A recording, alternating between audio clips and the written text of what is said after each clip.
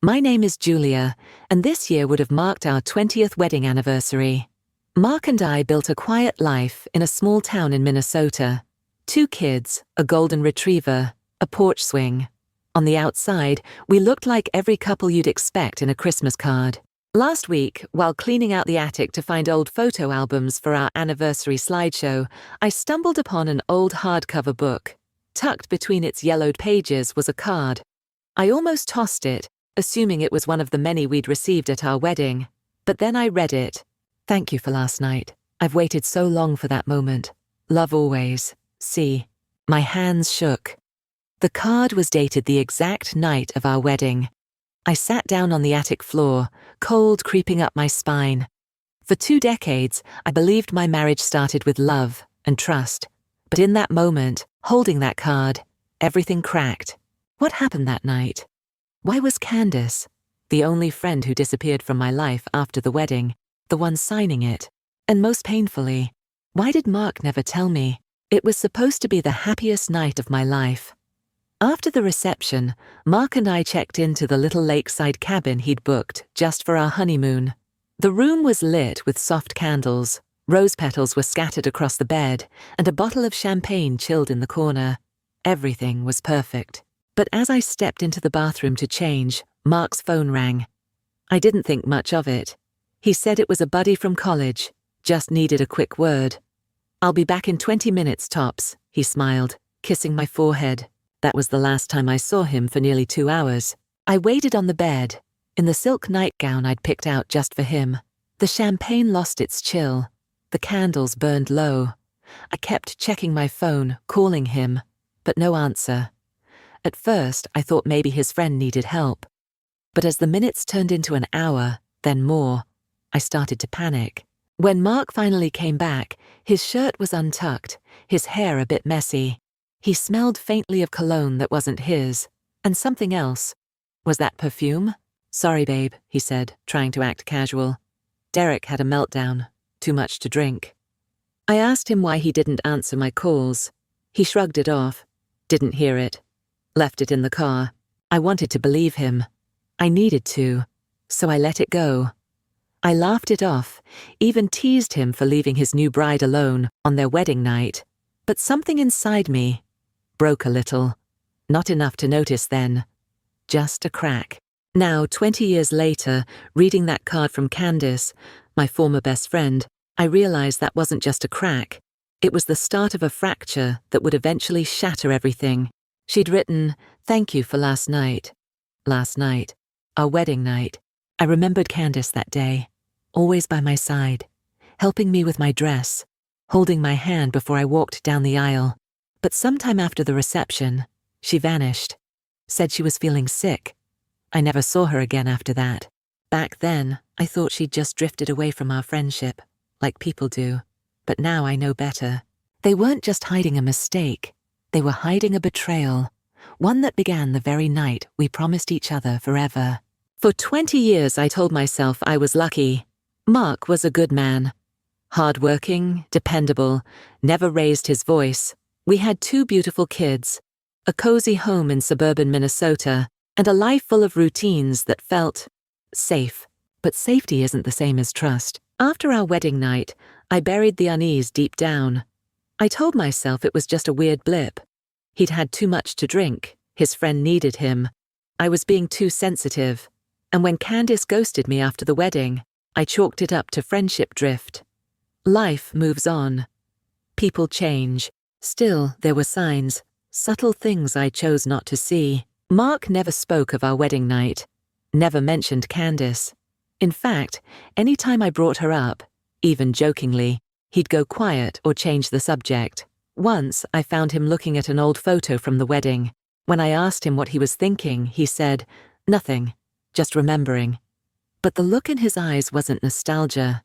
It was something heavier. Sometimes, late at night, I'd lie awake wondering why I never asked more questions, why I accepted so many half-answers, why I let myself believe that discomfort was just part of being married. I remember one moment, maybe 5 years into our marriage, when I saw him texting someone. He turned his phone away so quickly, it made my heart drop. I asked, "Who was that?" He laughed and said, Just work. Don't be jealous, Jules. And I smiled like I believed him, like a fool. But the truth is, I didn't want to know. I was scared of what I might find. So I filled our days with carpools and PTA meetings, birthdays and barbecues, and tried to drown out the quiet questions in my head. Even the kids noticed. "Mum, why doesn't Dad like talking about when you got married?" my daughter asked once while we were flipping through an old album. I laughed it off. "Your dad just doesn't remember the details like I do." The lie sat heavy in my chest. Now, sitting with that card in my hand, all those little moments come back like ghosts. The phone turned away, the sudden quiet when Candace's name came up, the way he avoided the wedding album, the fact that he never, not once, wrote me a love letter, yet someone else did, someone who wasn't supposed to be there. My life was built on a story I wanted to believe. But belief isn't truth. And sometimes the things we ignore are the very things that undo us. I stared at the card again. "Thank you for last night. I've waited so long for that moment. Love always. C. C." I said it out loud, over and over. Kathy, Claire, Christine. Then it hit me like a slap. Candace, the only C who mattered back then. My best friend since college. The one who stayed up late, helping me sew the last pearl onto my wedding veil. The one who stood beside me in the photo where I was tossing my bouquet. The one who vanished from my life the day I got married. And the one who, according to this card, spent the night with my husband on the very day we said our vows. I felt sick. I pulled out our wedding album, something I hadn't touched in years. There she was. Candace in that pale lavender dress, smiling wide, arm around Mark. I noticed it for the first time, the way her hand rested just a bit too comfortably on his chest. The way he looked at her when he thought the camera wasn't on. How had I not seen it? There was one more thing I remembered. On the night of our wedding, after Mark left the cabin, I tried calling a few friends. Candace didn't pick up either. I assumed she'd gone to sleep early. But now I knew better. I flipped through old Facebook messages, texts, emails. We hadn't spoken since a brief exchange 3 months after the wedding. She said she was moving to Colorado, starting over. "It's just time for a new chapter," she wrote. At the time, I thought she was chasing a job, or maybe a guy. Now I realize what she was running from, me. I sat there in my kitchen, knees pulled up to my chest, heart pounding like a war drum. My husband, my best friend, my wedding night. What kind of person does that? What kind of friend? I looked at the handwriting again. I remembered Candace's loopy L and how she used a tiny heart instead of a dot over her I. That same heart was there, on the card. No mistake. It was her. I wanted to scream. I wanted to smash every wedding photo in the house. I wanted to call Mark at work and demand answers. But I didn't. Instead, I sat with the silence. Let it wrap around me like a noose. Because now, it wasn't just about betrayal. It was about 20 years of lies. About the people I trusted most, and how easily they burned me. And deep inside, a terrifying question began to form. What else had they been hiding from me all these years? I waited until the kids were asleep. The house was quiet, the kind of quiet that echoes. Mark was watching the game, feet up on the coffee table like any other Thursday night. I stood in the doorway, card in hand. He looked up. "Hey Jules, you okay?" I didn't answer. I walked over, dropped the card on his lap. He glanced down, read it, and didn't say a word. No flinch, no gasp. Just a long, terrible silence. "Do you know who wrote that?" I asked, though I already knew. He stared at it. Then finally he whispered, "Yeah." That one word shattered me more than any denial could have. "How long?" I asked. My voice was calm, but I was shaking so badly I had to grip the back of the couch. Mark rubbed his forehead. "It wasn't a thing. It was just that night." "Our wedding night," I said, spitting each word like poison. He looked down at his hands. "We were drinking. She came to the hotel, said she wanted to talk. It just happened." I couldn't believe what I was hearing. "You left your own wedding bed to sleep with my best friend, and you just thought that was something I never needed to know?" He didn't answer. "I waited for you," I said, my voice rising, "in that stupid little silk nightgown, thinking you were dealing with a drunk friend. And the whole time, you were with her?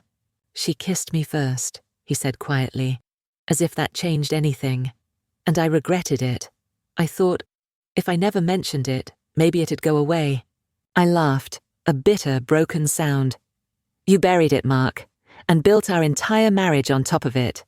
He stood up, took a step toward me. I love you. I've always loved you. I backed away. You loved me, but you let me look Candace in the eye at that altar, and you let her vanish from my life without a word. You watched me grieve a lost friendship, and you knew why. I thought it was better this way, he said. Why rip everything open for one mistake? One mistake, I whispered. That mistake was our beginning. He didn't defend himself anymore, just stood there, shame creeping up his face. In that moment, I realized something terrifying. He had loved me. Just not enough to be honest. Not enough to protect the one night that was supposed to mean everything. Not enough to tell me the truth when I still had a choice. I walked away without another word, locking myself in the guest room. I stared at the ceiling until morning, because now nothing was real anymore, and the man I thought I knew was a stranger in my own home. I couldn't sleep. Not after what Mark confessed. I kept replaying it in my head. His voice, his face, that horrible sentence. It just happened. By sunrise, I made up my mind. I needed to find Candace. I hadn't spoken to her in nearly 20 years, but Facebook still had traces of her. An old profile with no posts in years, but a few mutual friends remained. One of them mentioned she'd moved to Colorado Springs and worked at a small animal shelter. I called the number. My voice trembled as I asked for her. The woman on the other end said, "One moment, please." Then, after all those years, I heard her voice again. "Hello, this is Candace." I didn't even say hello, just one word. "Why?" Silence. Then she whispered, "Julia?" I flew to Colorado 3 days later. I told no one, not Mark, not the kids. I needed answers, face to face. She met me in the shelter parking lot. Time had aged her, but I'd recognize those eyes anywhere. She looked scared, guilty. "I never wanted you to find out like this," she said. I didn't bother with small talk. "Tell me the truth. Everything." She swallowed hard. I was drunk. So was he. I thought I could live with it, pretend it didn't happen. But then, a few weeks later, I missed my period. The world spun. "You were pregnant?" I said, barely above a whisper. She nodded. I told Mark. He told me never to contact him again. Said he couldn't ruin your life. Said he wasn't even sure if it was his. I felt bile rise in my throat. "And what did you do?" "I kept the baby for a while," she said. "But I wasn't ready to be a mother. I didn't want to abort either. So, I gave her up, through a closed adoption." I couldn't breathe. All these years I'd mourned a lost friendship, never knowing she'd been carrying the consequence of what they did. A living consequence. "You mean to tell me I could have had a stepdaughter out there this entire time, and neither of you told me?" Candace wiped a tear. "I thought if I left, you'd forget me. You'd be happy. I didn't want to be the reason your marriage fell apart." "But you already were," I said, stepping back. "You just didn't stay long enough to see the damage." I turned to leave, heart pounding, head spinning, but then she said something that made me stop cold. "She lives here now. Her name's Ella. I saw her in the newspaper last year. Honor roll student, adopted by a couple in town." Ella. The name hit me like a freight train, because I knew an Ella. A girl who'd grown up with my daughter, who'd been in my house, at my table, in our Christmas photos. No, it couldn't be. Could it? Ella. The name echoed in my skull like a scream. I pulled out my phone and opened an old photo. Christmas morning, maybe 4 years ago. There she was, sitting cross-legged on our living room rug, unwrapping gifts beside my daughter, Hannah. Her smile so bright, her eyes too familiar. I'd known Ella since she was in kindergarten. She and Hannah were inseparable. Same school, same soccer team, same sleepovers. There were times she stayed at our house for days, especially when her adoptive parents were traveling. I'd cooked her birthday pancakes, tucked her into bed, wiped her tears. She called me Mom Jules, and I never knew. Back home in Minnesota, I sat in my car for over an hour before I walked inside.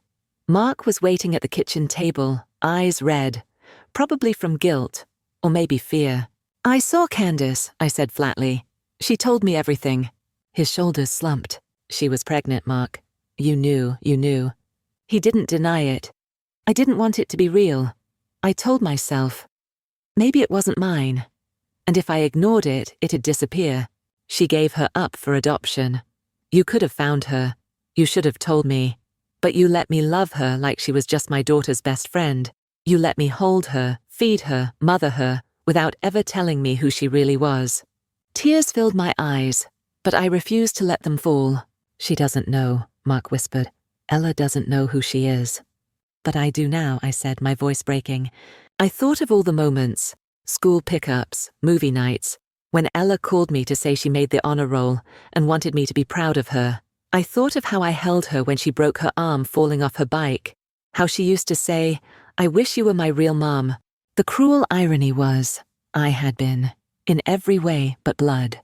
Only now that blood connected her to him, to Candace, and to that night. Part of me wanted to push her away, pretend she was just a stranger again.